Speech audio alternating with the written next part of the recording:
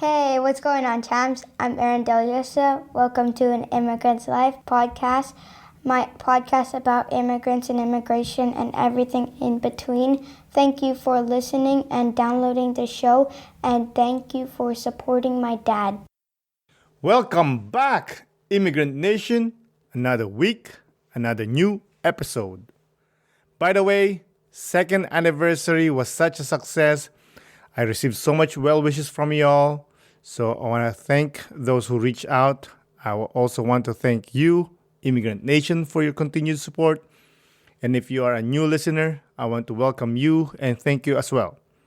We are slowly getting stronger by the numbers, so let's keep this thing going.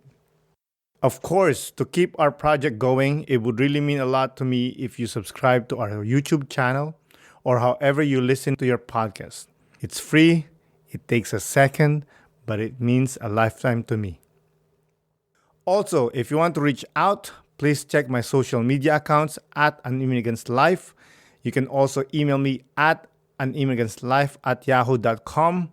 If you want to come on the podcast or if you know someone that wants to be a guest on the podcast, drop me a line and let's connect.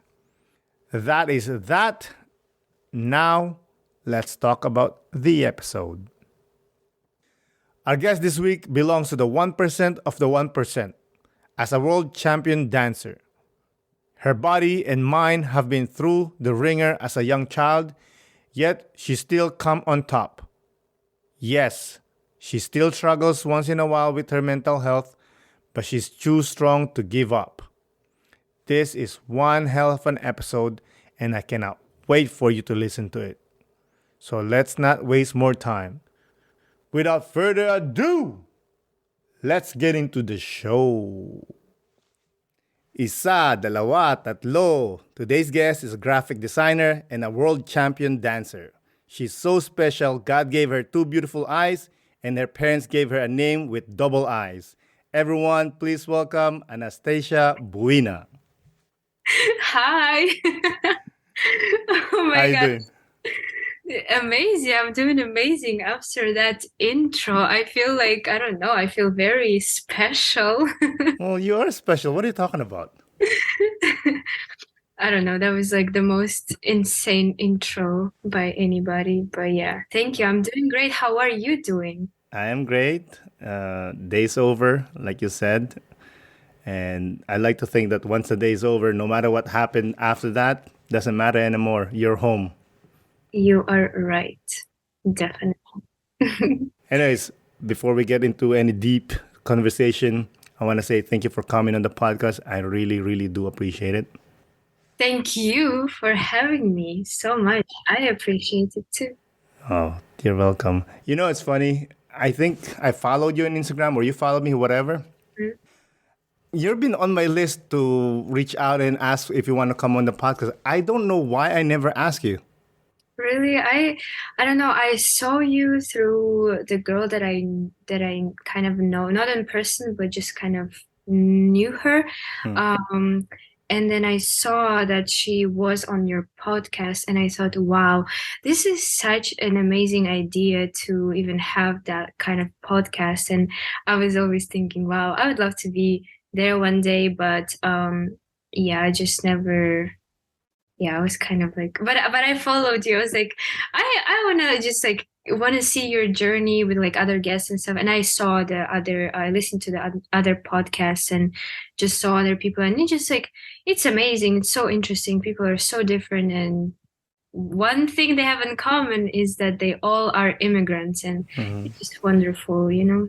Yeah, I appreciate that. I appreciate it. Anyways, like I said, I don't know why I never invite you. You're always on the list, but I don't know why, because I don't know. I always have this like a little bit of fear of like, oh, she might say no or he might say no. Really? I don't know why, but I don't even Man, care if they say no. You should never feel that. Like I don't know. Your podcasts are amazing. Like who would say no? That's like, yeah. If they say no, fuck them. Thank you. I appreciate that. Sorry, it's just true. No, it's all good. Anyways, why don't you tell the Immigrant Nation where they can reach you or if you want to promote anything? Well, you know guys, or I don't know how to like address people, but you guys can reach me at Anastasiia.Buina.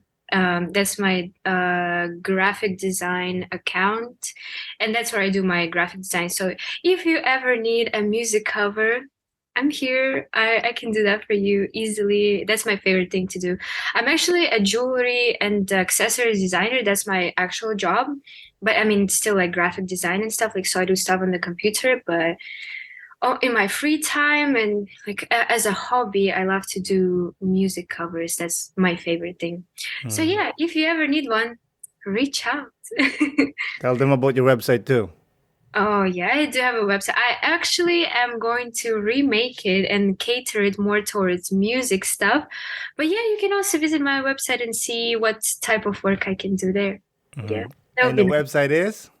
And the website is anastasiabuina.com. And it's a beautiful website, actually. I love your website. Thank It's you. so artful, you know?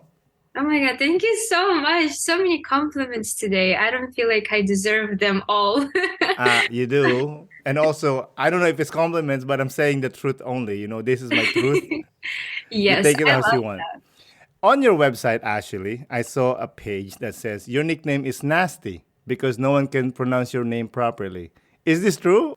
Yes, so, well, I don't know how familiar you are with Russian names, with like, not necessarily Russian, but like Slavic names. And my name, Anastasia, that's a full name and it's the official name. Well, the way you pronounce it in Russian, it's Anastasia, but in American, it's like Anastasia.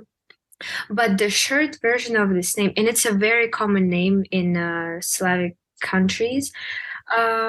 So the short version of the name is Nastya, and it spells like literally like nasty, and No. and plus a at the end, like nasty a. But people just can't really say the short version of my name. They just have this weird accent, and I just don't like it. So when I came to America, some girl suggested me that I should be Stacy, which is a short version of Anastasia. And I never felt like Stacy, but while I was in university, I was being called Stacy, and it was just like easier. But after I was like I moved to New York after university, and in New York I realized like I want to be Anastasia because it's just more me. And yeah, so further on, I'm Anastasia everywhere. Everyone calls me Anastasia here. So yeah, but that's actually my real name, Nastya. It literally spells like nasty. It's crazy. Yeah. That's So beautiful. But Anastasia is like a normal name. Like there's a cartoon that is entitled Anastasia, yeah, that's right? just a common name. And I mean, in Russia, oh, it's such a common name. I had 3 Anastasias in my class. Mm. It's such a common It's name. so funny. In Russia, your name is so common, and then you came to the US, they start calling you Stacy, which is such a common name as well. Exactly, yes. But yeah, now I'm not Stacy anymore. I kind of just moved away from it after moving to New York. Yeah, I just like Anastasia more. It's more me, I want to say. Well, that is your name. Obviously, that is you. You Yeah, know? Like, my name is Aaron. I would never change it for anyone. I don't care if you're having problems saying my name. Well, you know what? That's your problem. literally, yes. Have some culture, you know? Not everyone's name is John Smith. You're so right. Oh my God, you're so right. But the funny, like with my name, it's not AA as usual spelling, it's AE. Oh, I want to say it's pretty rare to have the AE thing, Yeah, right? it is pretty rare actually. That's There's actually a story behind the name, which I don't think I've ever said on the podcast. okay. I want to hear that. Yeah? All right. So the person that named me actually was my aunt.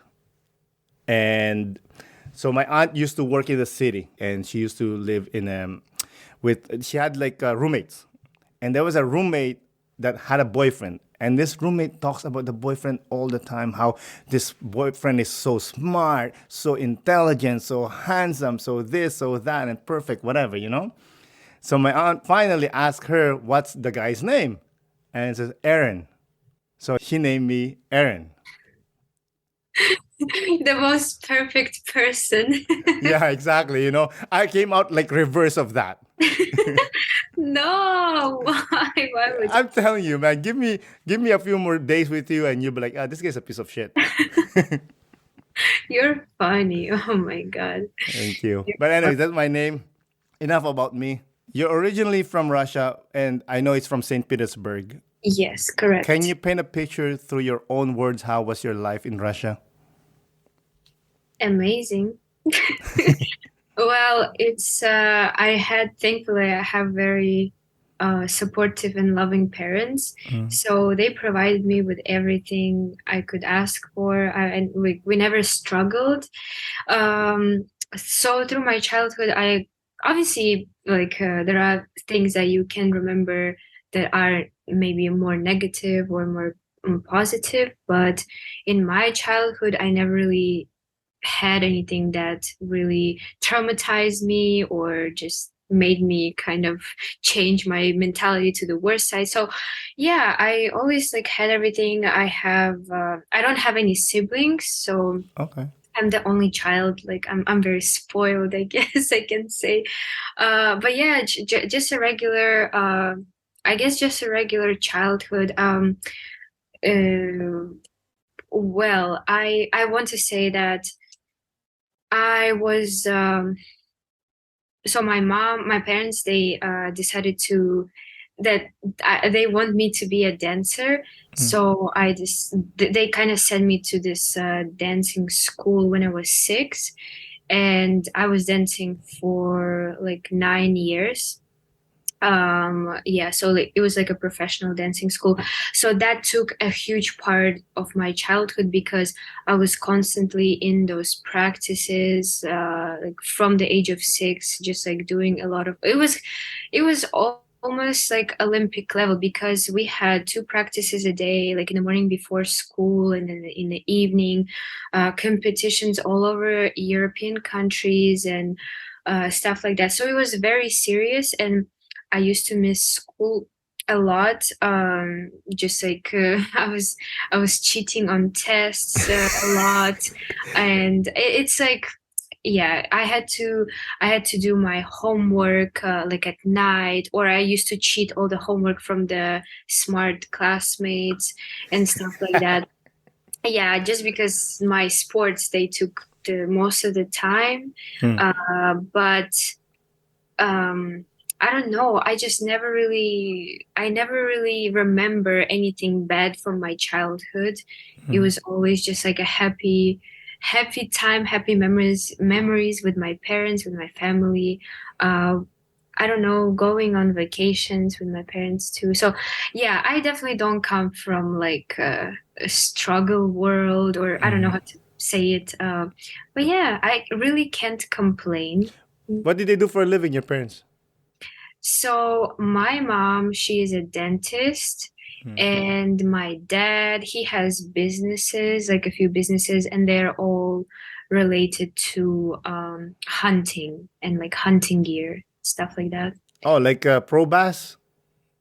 What is that? It's like a store that like for hunting, for fishing, Oh, hunting. I don't know that store well. It's just like all types of gear that you can think of Mm. that relates to hunting and stuff like that. Okay. Yeah. So, do you know how to shoot a gun? Yeah, I can do that. And because my father, well, because he's in that, he used to take me hunting. Used to, No. yeah, used to because I just didn't like it. That's why I'm saying used to. I was probably like 12, 13, and we went hunting together a few times, and I shot the animal too, and it was just not a good feeling. I did not like it. It's just not for me, definitely. I like fishing. I think fishing is very fun. Uh, I hate but fishing.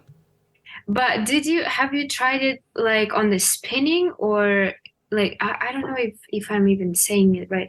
But you know the fishing, sometimes you can like throw this thing and then you wait for the fish, right? But Mm-mm. I'm not saying about that. I'm saying about this thing that you throw and then you pull right away. Hmm. It's the Yeah, I've tried every kind. I've oh, done I've done ice fishing. Oh, okay. I done every fishing. Well, except for like in the ocean.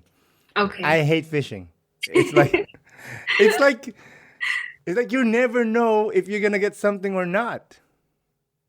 I mean, you're right, but that's just about the, I don't know, it's just exciting while you're waiting for me personally. Mhm. So I know how to shoot a gun, definitely, but it's just not my thing. I let my father do all this. What kind of animal did you shoot? I shot the duck. Oh, so you use a shotgun. Yeah, yeah. Holy crap, man. But yeah, the duck is the maximum I could do.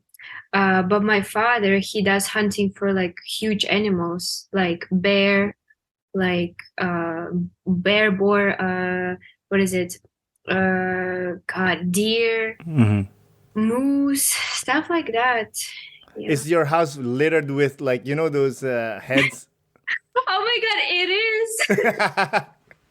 That is so funny that you even thought about it. Well, he's a hunter. Usually that's what Yes. they do.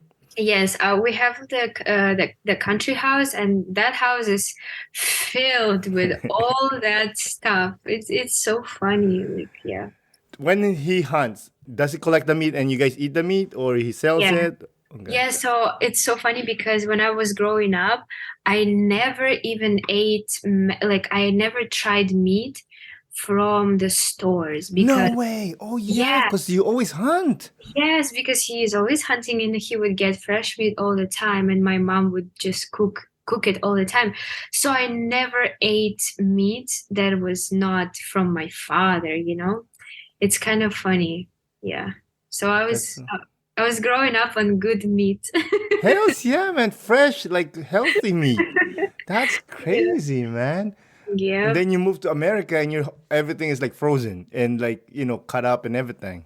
Yeah, yeah, but I was already 17 when I moved to America. So I want to say that my most part, like when I was growing up, I still ate the good meat. Hells yeah, man. That's why you became a world champion. Yes, I think so. I think so. Tell the listeners what kind of dance were you doing. I mean, I watch the YouTube. I'm like, yo, you're gonna hurt yourself kicking your feet like that, man. That's crazy. You even watched it. Wow. Well, yeah, it was it's called acrobatic rock and roll.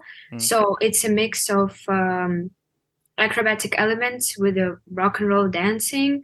And I've been doing it for 9 years. I'm a world champion, a master of sports, European champion. I have like a lot of I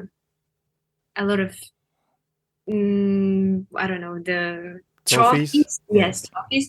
And my what is it? My apartment in St. Petersburg. The whole, my mom just like she decorated all the walls in my room, and then the main like aisle when you're walking into the bedrooms, it's all filled with my trophies. Like it's so funny. She still has them all. I mean, it's just I have a lot. So yeah. Well, you're pretty good. Yeah, I mean, I was like, and I mean, that was a huge part of my life. I was I was living doing that. I didn't really have a lot of friends from school, or I never even I never hang out with people from school, and I never had time to just even go to the movies with my friends or go do something. I always were in sports. So I'm sure you like it, no? No, I did. I did. That was my life. I loved it, and I had fans there. So I was kind of, just living my life literally there in the gyms because we had so many practices and stuff like that. So yeah, that was just a huge part of my life, and I'm proud of it. They gave me a lot, especially in terms of just how to be like how to do things, like how to not give up and just be resilient and just fight until the last minute, Hmm. until you have your last power, strength, and stuff like that.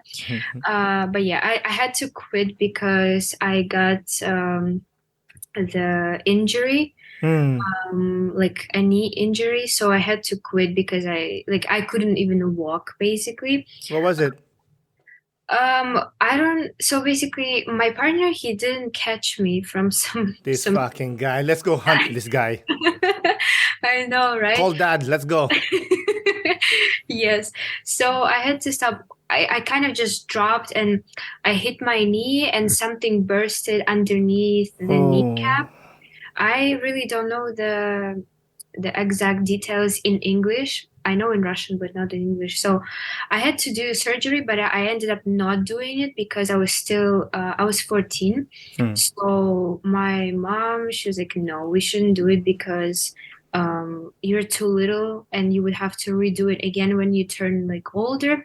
So I just decided to quit. But then it was a good thing because I started learning English. I started to put my attention into like school and stuff like that. So I could actually be able to go and study in America. How's your knee now? It's okay. I mean, I still can't really do big sports. I can't really run a lot because it starts hurting. But I mean, I wouldn't say it bothers me. Like it's like if I do very heavy activity, it will. But if I'm not, I mean, I do activity like I go to the gym and stuff like that. But I just know that this is a weak spot for me. So I just know how to not irritate it. Yeah. My knee is not good too. I mean, I'm not young like you, but I saw this guy on Instagram, knee over toes guy, and I've been doing his exercise, and that's been helping a lot. Oh, that's nice. You should share them with me. Maybe. Yeah, I'll write it down. He backs it up with science. That's what I like about it. Okay, that's interesting. Yeah, definitely share it with me. I'll let you know.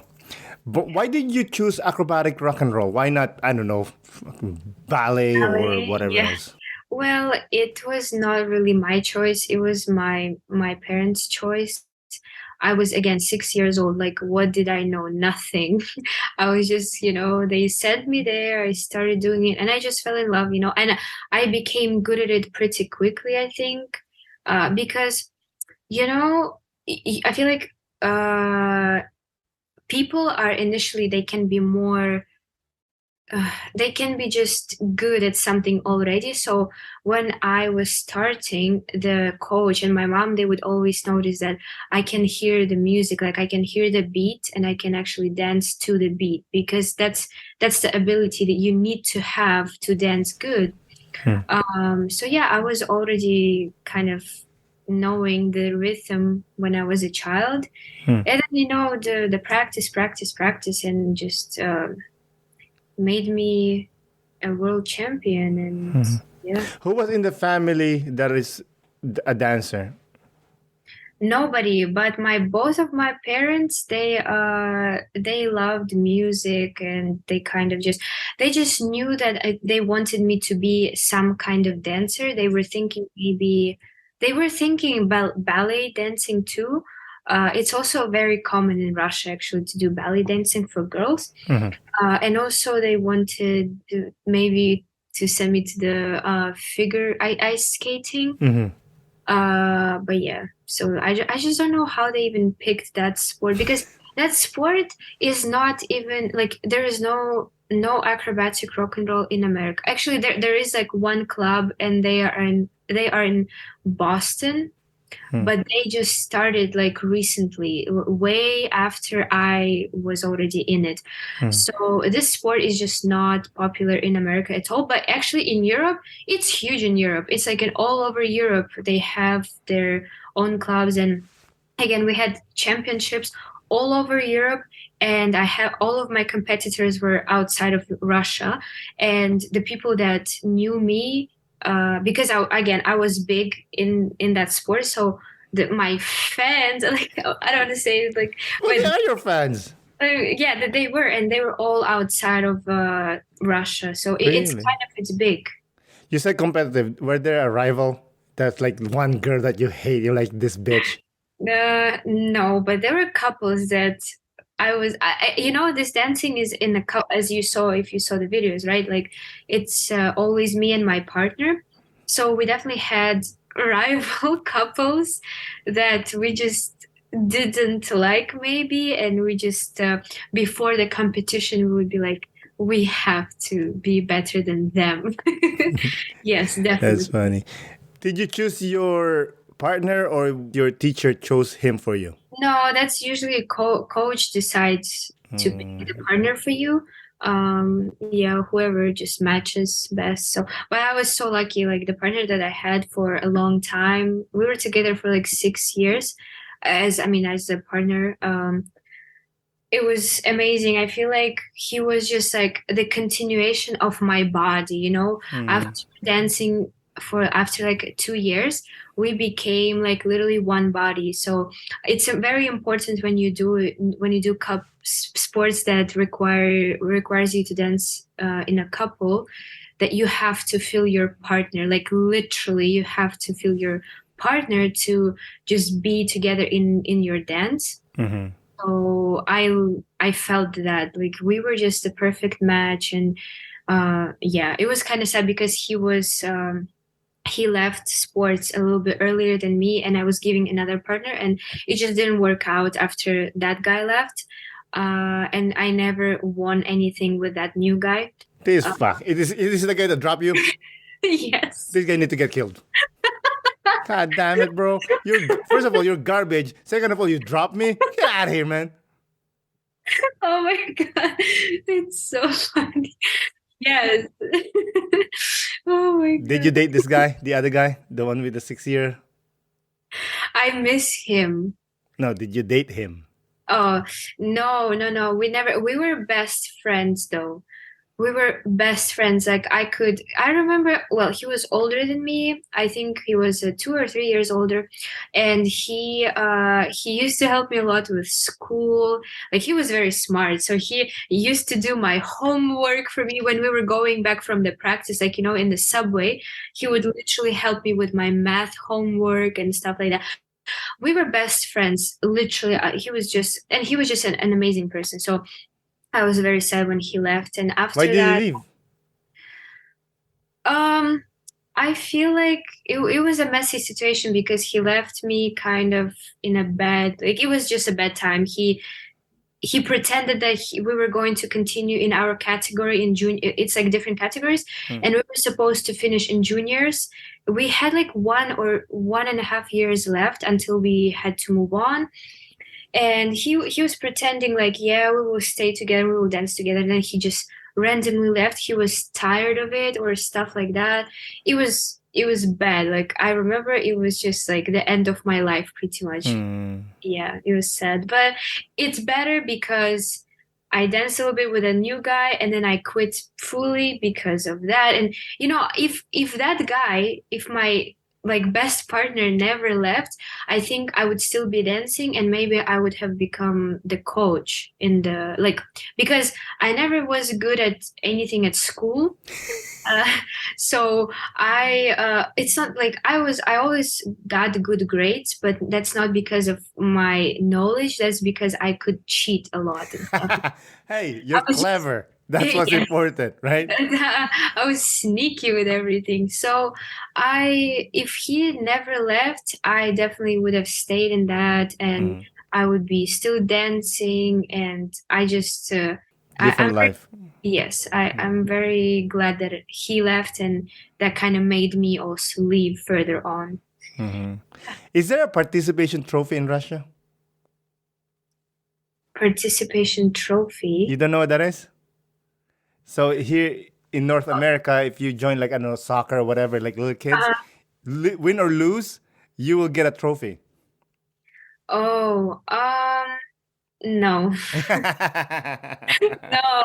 Well, because that's the real competition. It's not like some kind of just a little thing. It's like a real competition. Like so many couples come, and especially if we're talking about World Cups or World Championship, it's a whole thing. Like couples, they prepare for it for years, and it's a serious thing. So no, that if you get your cup and medal, it's for something. you can't just get it randomly, It means something. I agree. What was your favorite moment It's always, I feel like the favorite moment is always when you're waiting, when you're standing. So all of basically when it's final, like the final dance, there are usually 6 or 7 couples that are in the final dance. They all dance, and then you go to the back, like behind the scene, the actual scene, and you just wait there until you get called back on stage. Like all 7 couples get back on stage. And then you just wait there, and like you don't know the results, and basically you're just like, you can't think of anything. This is just this emotion, and you've been preparing for it for so long. You gave everything to win. And when you get this moment, especially the most amazing moment is when they announce like the 4th place, meaning that those other 3 couples that are left are getting the prize either way. So it's like the craziest moment.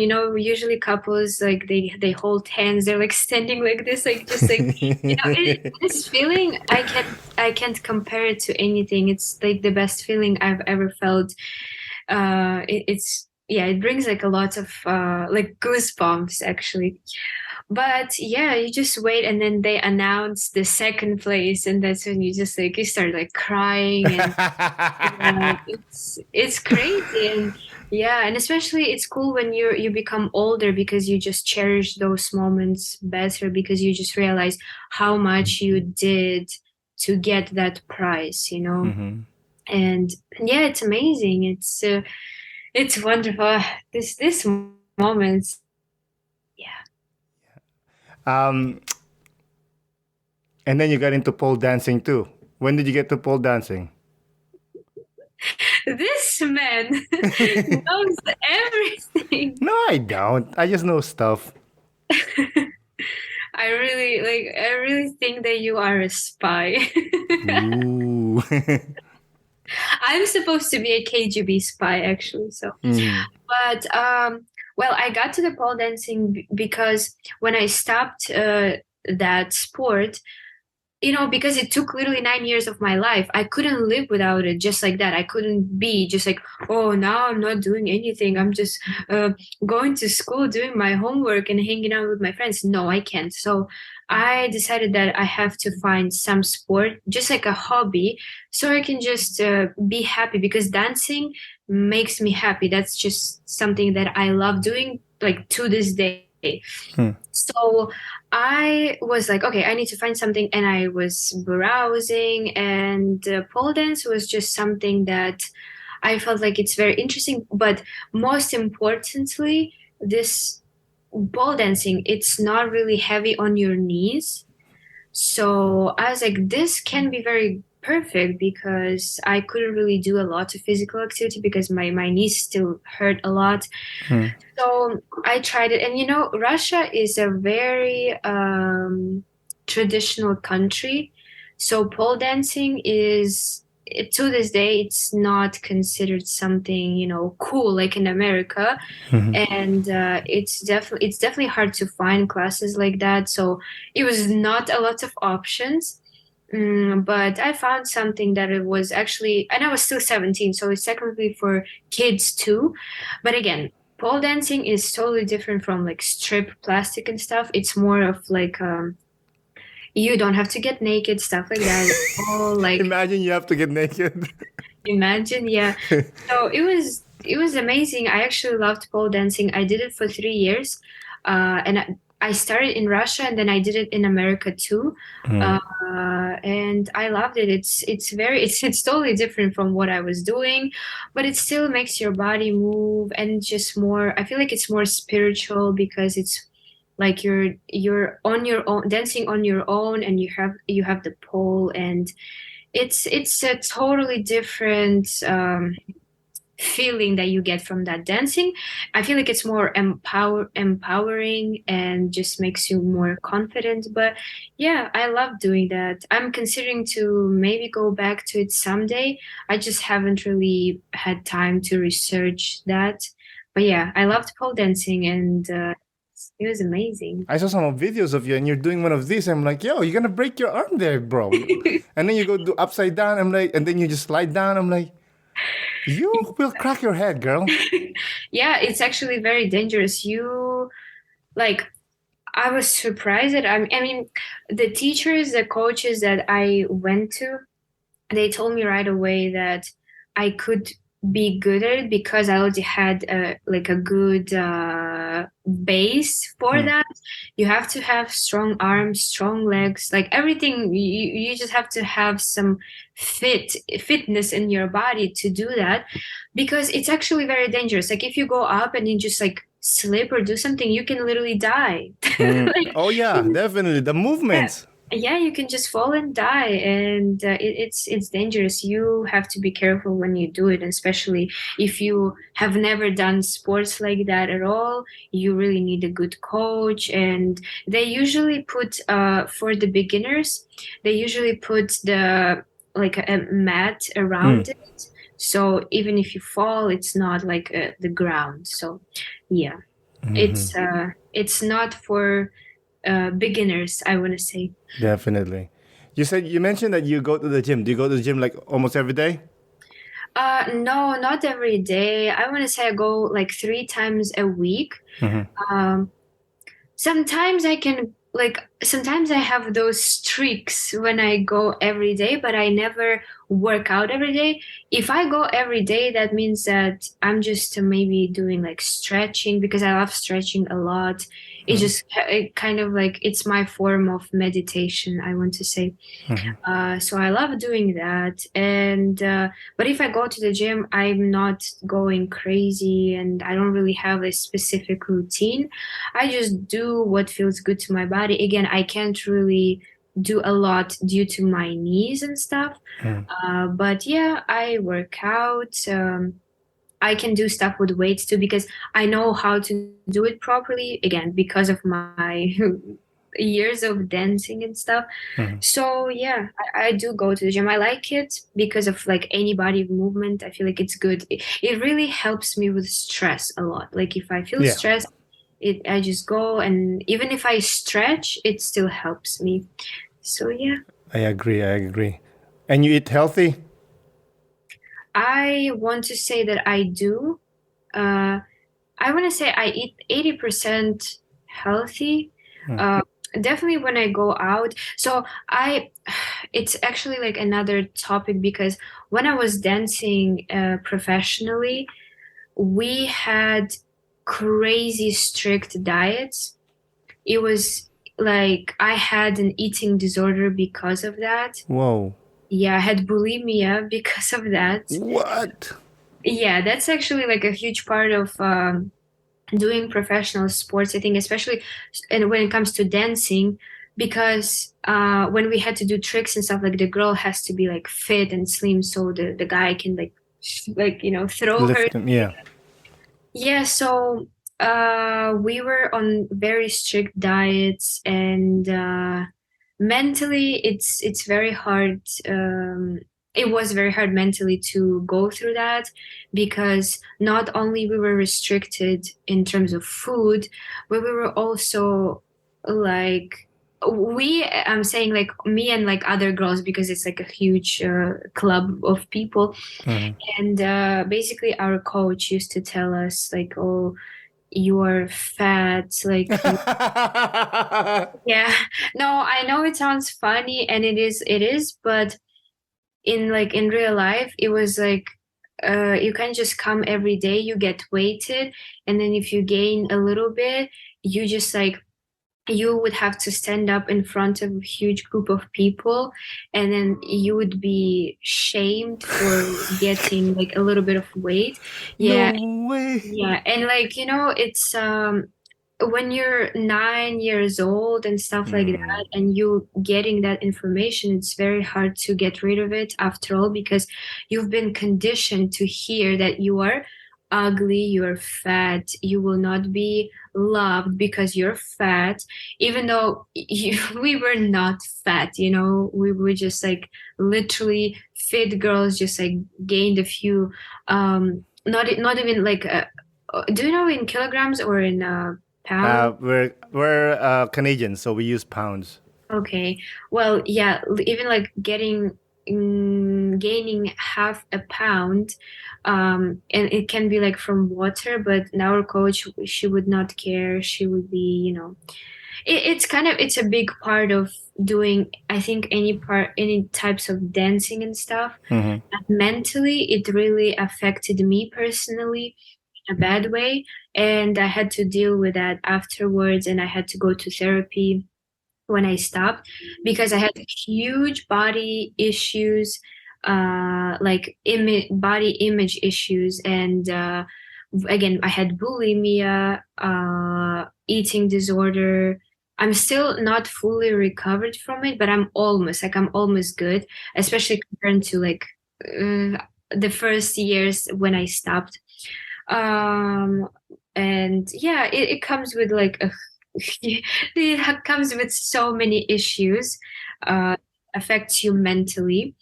But again, if you want to be good at something, you have to just sacrifice those things.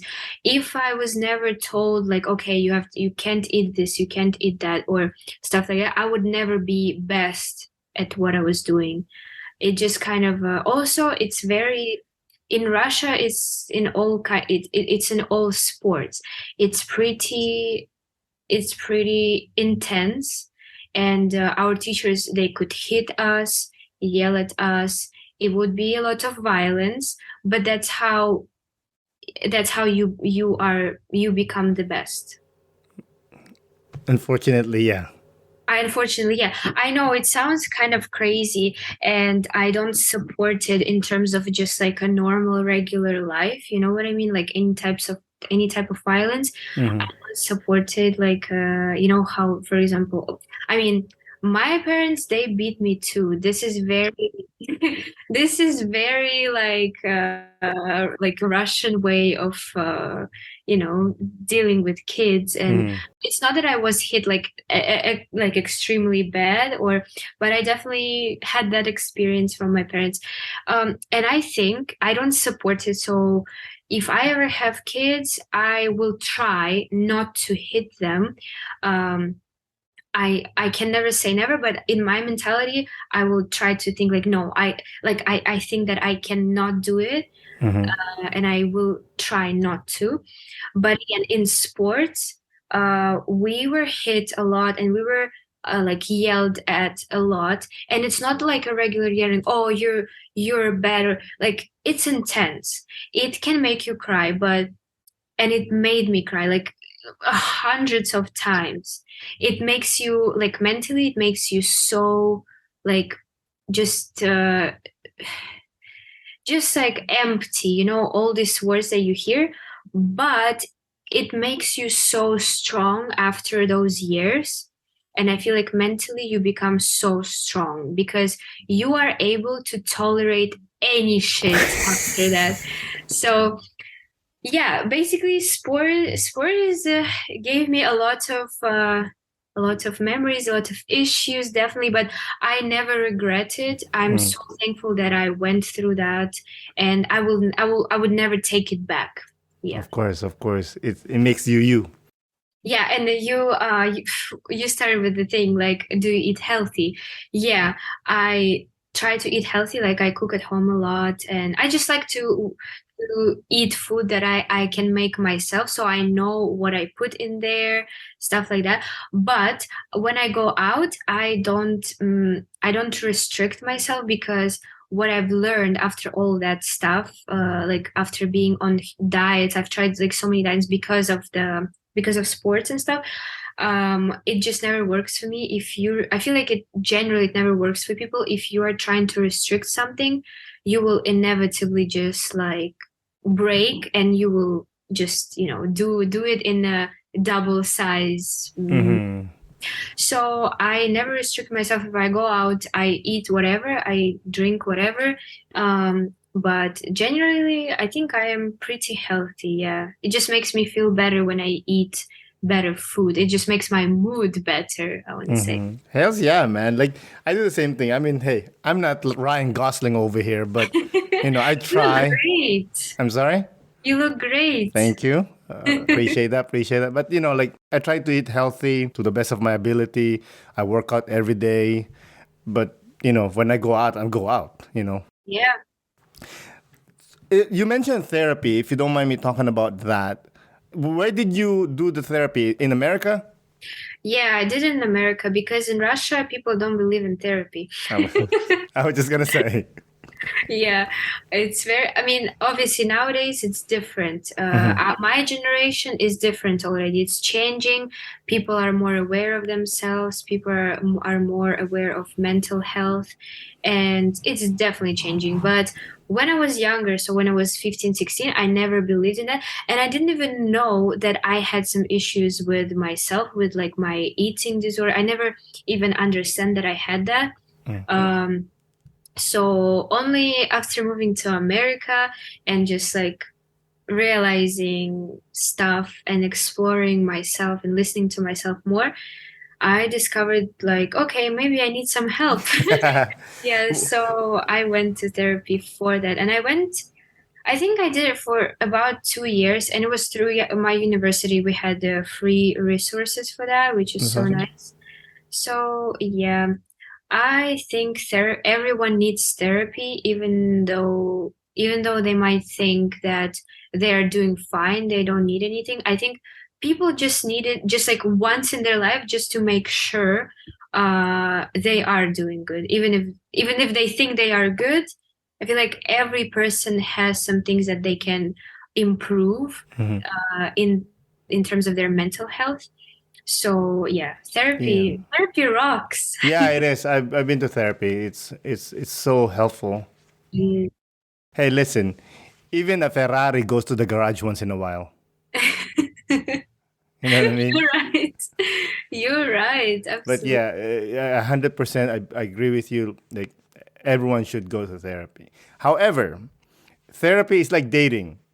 Not because the first therapist you meet, that's gonna be your therapist. Sometimes you have to try different guys or girls, whatever you want to say. Yeah, you're right. You know what I mean? But was there a person that pushed you, or you just realized that, oh, there's something wrong with me?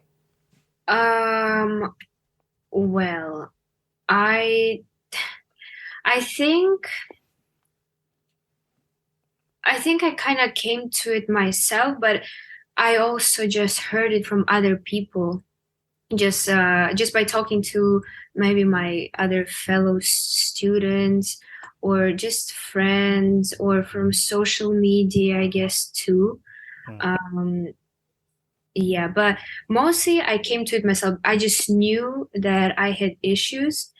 I just never realized that they could be fixed. I kind of thought that it's normal to have certain things. And then when I realized actually, oh, it's not. So I was like, yeah, maybe I need to try it. And I'm so glad I did. It really just changed.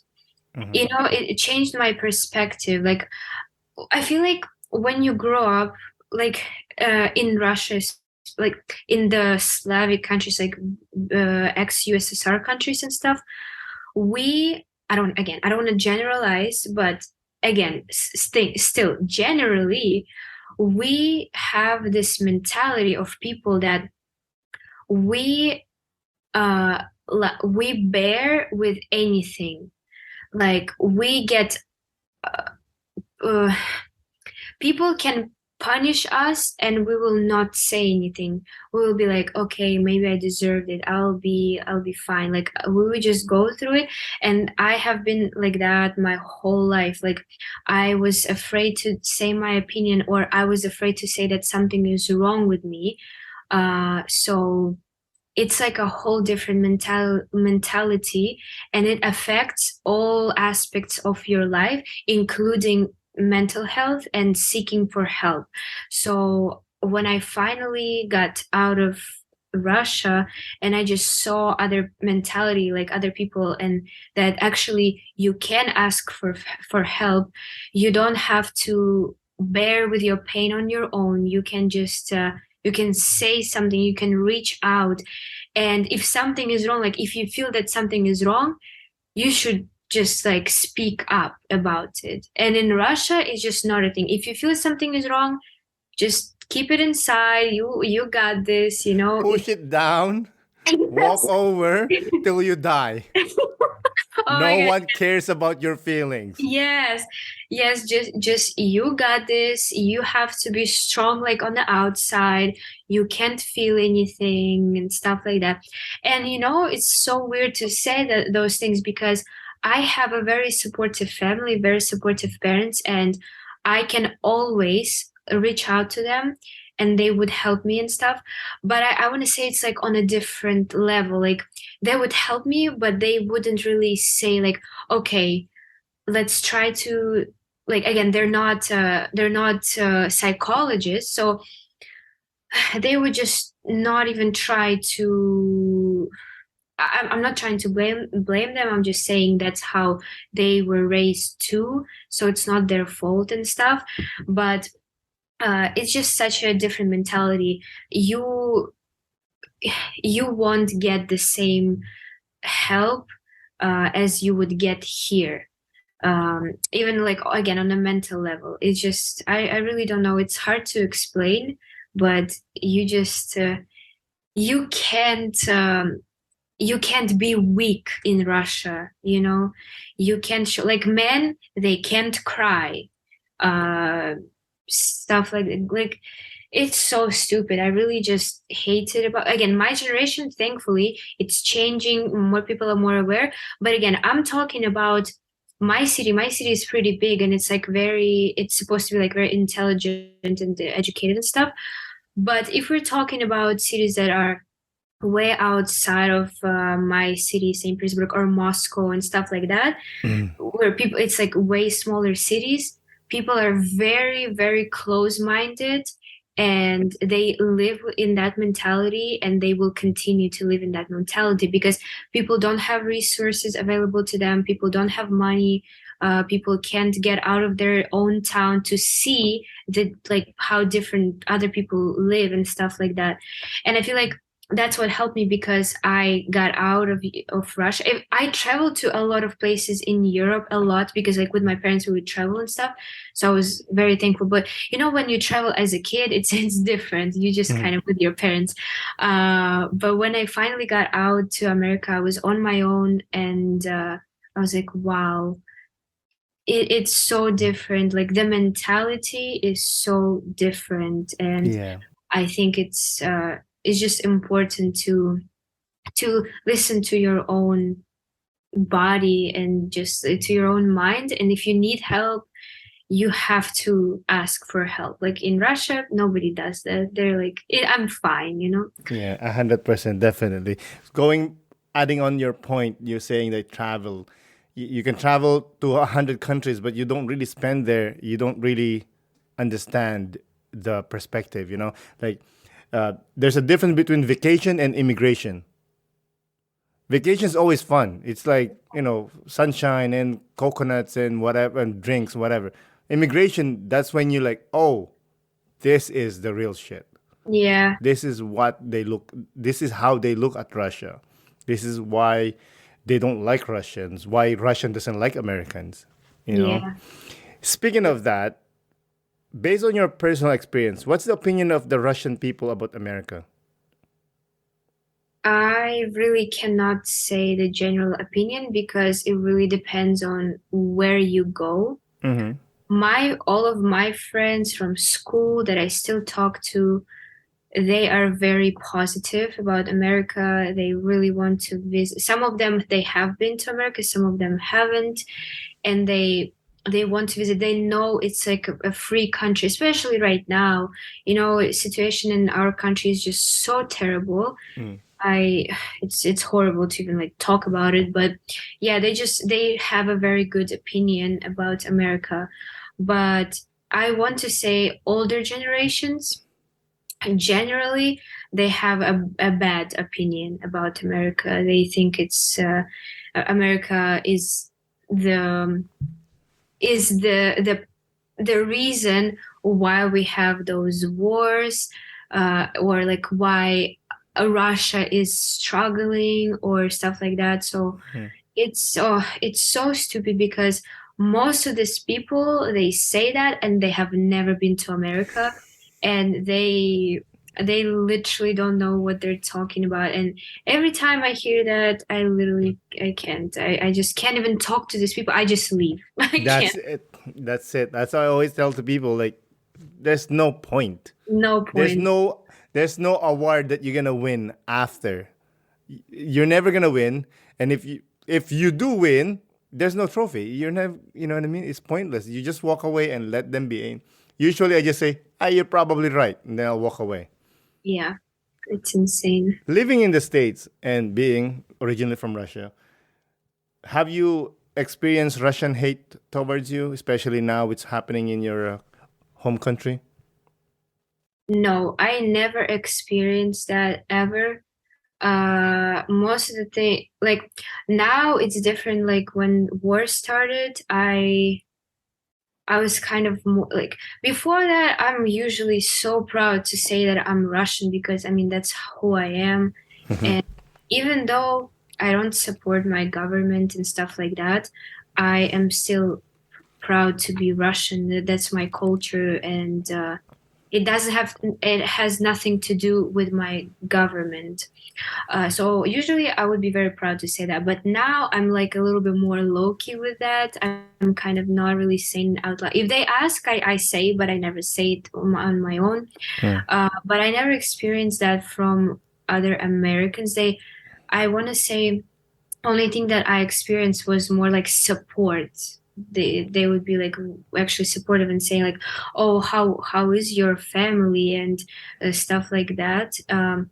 I I definitely experience, I wouldn't say hate, but just like a little bit of a different attitude from Ukrainians, which is I understand that perspective, but I also don't understand that perspective because again, first of all, I have been here for 5 years. I'm not planning to go to Russia. I'm personally against the war, and I'm against my government. But so giving me the attitude without knowing my story, oh, that makes me so mad. Easy, easy, girl, And easy. like literally, it really just makes me very annoyed. And but I understand their attitude too. Like their country is literally being destroyed by my people. I get it, but again, it's a hard topic to talk about overall because of this war, and it seems like it's not going to end soon as well. So yeah. Yeah, I agree. But yeah, I understand why, Ukrainians being so aggressive towards you. But hey, you don't have the gun in your hand, you know? You shot a duck and you almost like cried, you know what I mean? Exactly, that's literally what happened. No, but I've been to protests. We had protests after war started, like in March. I want to say I've been to the protests, and I've been active on social media about that stuff. Um, so I have my opinion. I don't care if people start assuming something, thinking something. I know what I feel and what my position is, so that's the most important thing to me. And I actually have people that I know from Ukraine, and they are my friends, and they know what I think about it, and they know that it doesn't matter that I'm Russian. Like they just know that I'm on their side and stuff like that. Yeah, I mean, no one wants war. Well, unfortunately, a lot of people do want war in Russia. It's actually very sad, but that's true. Exactly. Some people, a lot of people want it, and they are very happy that it continues. And yeah, it's so messed up. Like I actually had people in my like I thought they were my good friends, but after that kind of surfaced that they have a totally different opinion from mine, I was like, wow, I had to cut the connection because I just don't understand these people. Like, they're dead to me. Like, if you really support the war, no, I cannot. Like, I just cannot understand. It just doesn't make sense in my mind. Do they live in Russia, these people?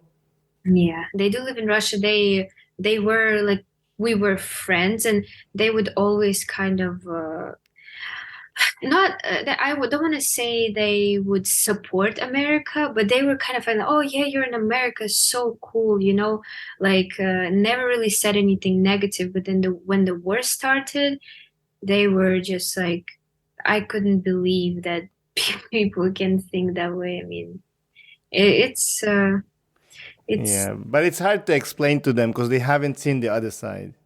You have the privilege that you have seen the other side, right? yeah, you're right, you're right. Like with me, if I go back to the Philippines and tell them like, hey, you know what, this is actually a great idea, this and that and whatever, they'll be like, no, you're an asshole. That doesn't even make sense. Yeah. But of course, I've seen the other side. They haven't seen the other side. Mhm. When you go back to Russia, let's say, they will, I'm sure some of the people will tend to approach you or react to you like, oh, she's not Russian, she's American. No,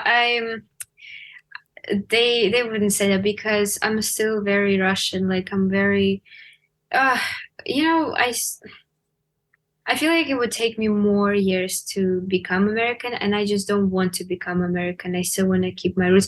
And I talk to my parents every day in Russian, obviously, because my parents don't know English. And I'm just like I still like I still remember all the tradition stuff like that, because again, I only moved when I was 17. It's like, you're a grown person. So I think no, nobody will ever say me, oh, you're American. Like, as a joke, they can say it, oh, American girl. No, but they know I'm Russian and stuff like that. Um, it's I feel like the most messed up thing is that people, okay, I get it. You've never been to America, you don't know the other side, but people still have the audacity to say that they support war. That's a different thing to me. That's like, okay, you don't know the other side, don't know the perspective, so you don't know the maybe who is right or wrong. But if you think that war is good, like to kill innocent people is good, that's technically what they're saying. So no, to me, I don't understand that. Like, no, sorry, I can't tolerate that. Well, maybe because they're hearing is Russian propaganda, like, oh, these are the negative things, and this is why we're doing this. And Yeah. of course, I guess they haven't. I don't know if there's Google in Russia. I don't know if they Google like, hey, is Ashley bad attacking Ukraine? You know what I mean? Yeah, I mean, they still see the things. They have Instagram. I mean, it's banned right now, but when it wasn't banned, they still use it. And they still know the news. They still know that people are getting killed every single day, and they still just choose to be like, oh no, it's fake. Fake Come on, news. just like, it's so not funny. It's literally ridiculous. What are you gonna do? Anyways, I think we're there. It's been a pleasure to have a conversation with you. Before we close out, do you have any last remarks? I want to say, love yourself and make peace, not war. Wise word from a wise woman. Again, Anastasia, thank you for coming on the podcast. I really do appreciate it. Thank you so much, Erin, for having me. It was a pleasure, honestly. I had so much fun. It was like a therapy, too. Yeah, thank you. Have a good evening. You too. Bye. Bye. Thank you again, Anastasia, for coming on the podcast. I really do appreciate it. Thank you, listeners, for listening. This is Aaron Deliosa for An Immigrant's Life. I'll see you guys later.